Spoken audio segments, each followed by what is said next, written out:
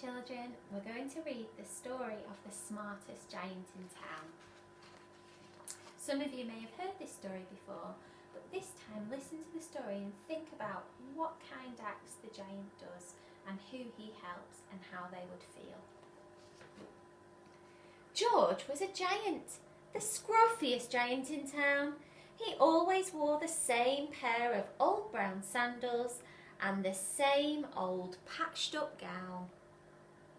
I wish I wasn't the scruffiest giant in town, he said sadly.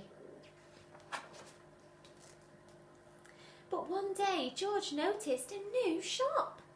It was full of smart clothes, so he bought a smart shirt, a smart pair of trousers, a smart belt, a smart stripy tie, some smart socks with diamonds up the side, and a pair of smart shiny shoes.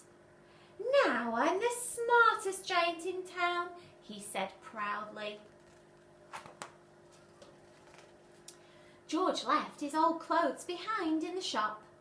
He was about to go home when he heard a sound. On the pavement stood a giraffe who was sniffing sadly. "What's the matter?" asked George. "It's my neck," said the giraffe. "It's so very long and so very cold. I wish I had a long warm scarf." How do you think the giraffe is feeling? Yeah, he's sad, isn't he? I wonder how George is going to help.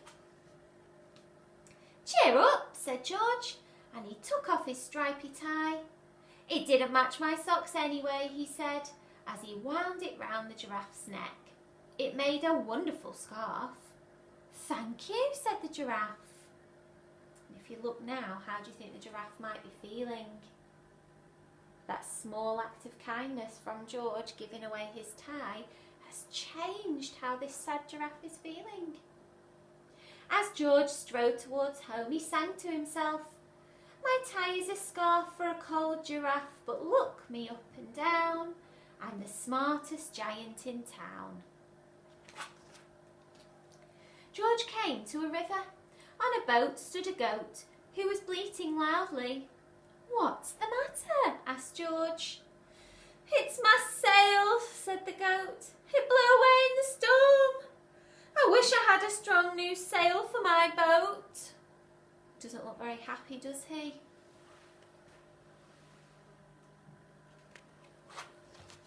"Cheer up," said George, and he took off his new white shirt.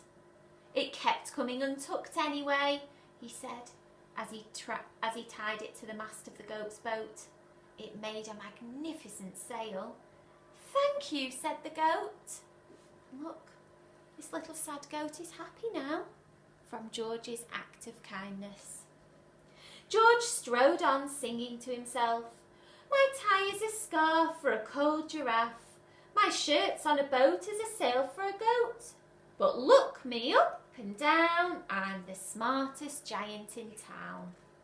George is happy as well, isn't he? He's happy that he's helping people, even though he's giving away his clothes. George came to a tiny ruined house.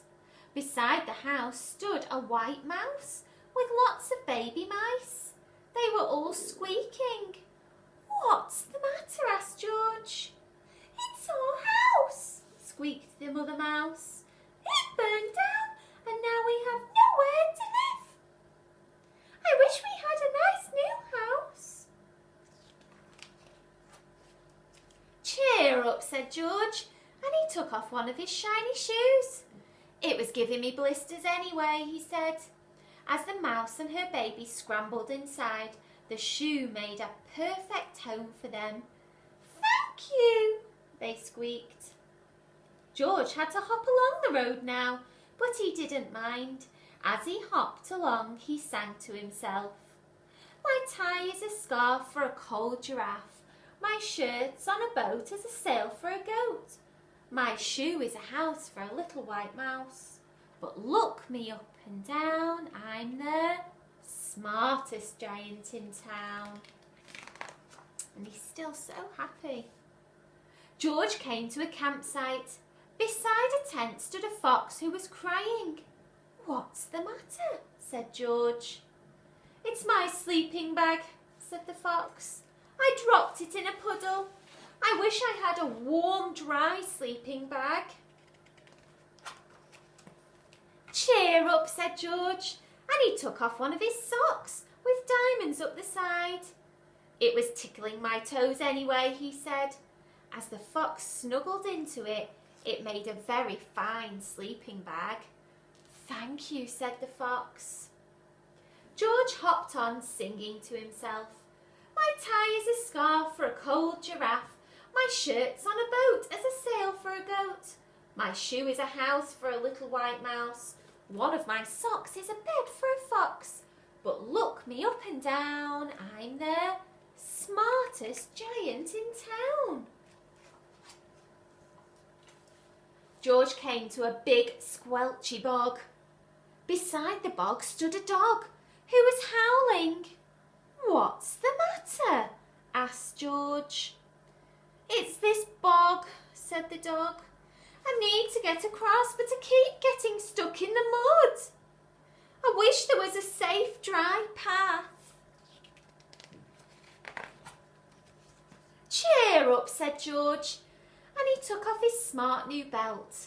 "It was squashing my tummy anyway," he said as he laid it down over the bog. "It made an excellent path." "Thank you," said the dog. The wind started to blow, but George didn't mind. He hopped along singing to himself. "My tie is a scarf for a cold giraffe. My shirt's on a boat as a sail for a goat. My shoe is a house for a little white mouse. One of my socks is a bed for a fox. My belt helped a dog who was crossing a bog. But my trousers are falling down. I'm the coldest giant in town." Suddenly George felt sad and shivery and not at all smart. He stood on one foot and thought, "I'll have to go back to the shop and buy some more clothes." He turned around and hopped all the way back to the shop. But when he got there, it was closed. "Oh no," cried George. He sank down onto the doorstep and a tear ran down his nose. He felt as sad as all the animals he had met on his way home.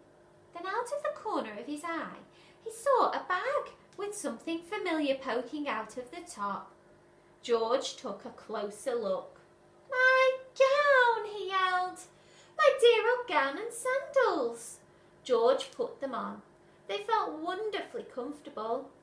"I'm the cosiest giant in town," he cried, and he danced back home along the road.